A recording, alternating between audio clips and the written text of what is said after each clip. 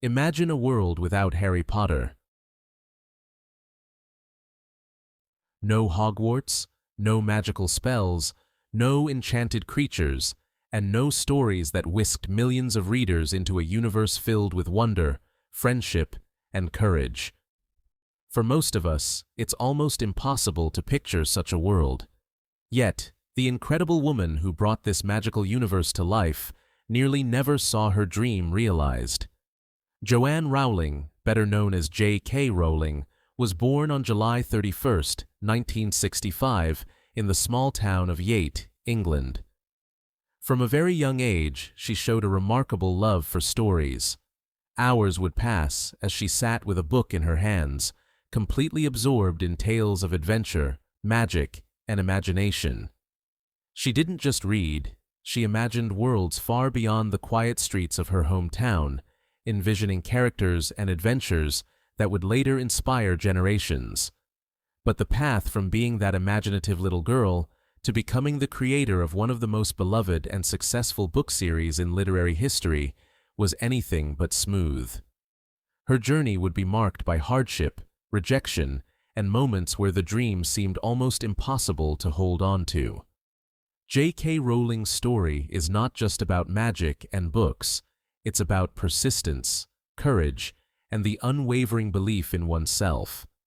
It's a story that proves that behind every great success, there are often unseen struggles, countless obstacles, and an inner determination that refuses to give up, even when the world seems to say no. Rowling grew up in a modest family. Her father was an aircraft engineer, her mother a science technician. She loved reading from an early age and was fascinated by storytelling. But life wasn't always easy. In school, she was quiet and imaginative, sometimes struggling to fit in. She began writing stories at a young age, including her first attempts at novels and short stories. But her journey as a writer would not be straightforward.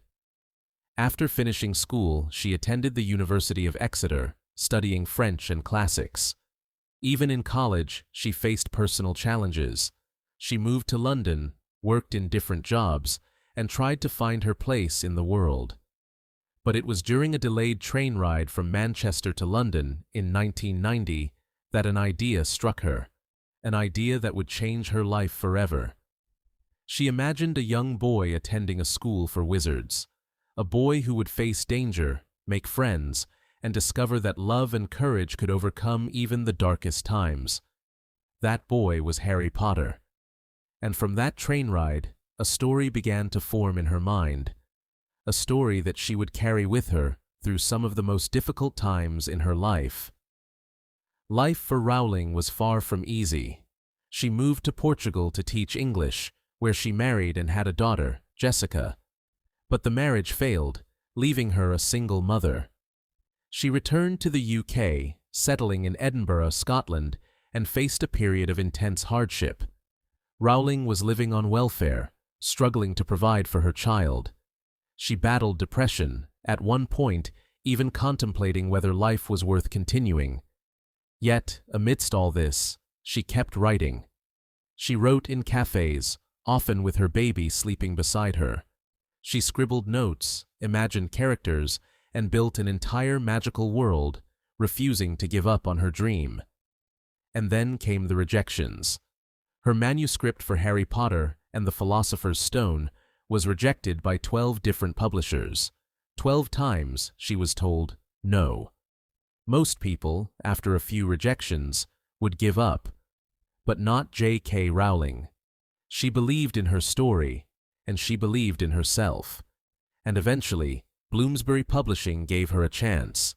They published the book, giving her an advance of just £1,500. Little did anyone know this would be the start of something magical.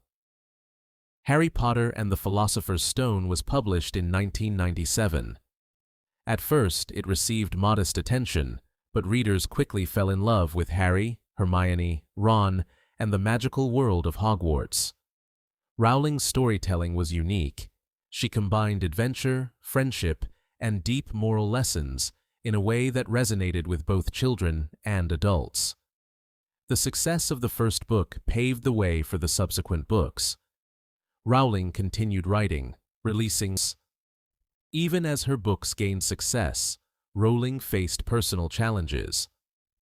She had to balance raising her child with her work, and the sudden fame brought pressure and scrutiny. She was no longer just a writer. She became a symbol of hope for dreamers everywhere. Despite the fame, Rowling remained humble. She often reflected on her past,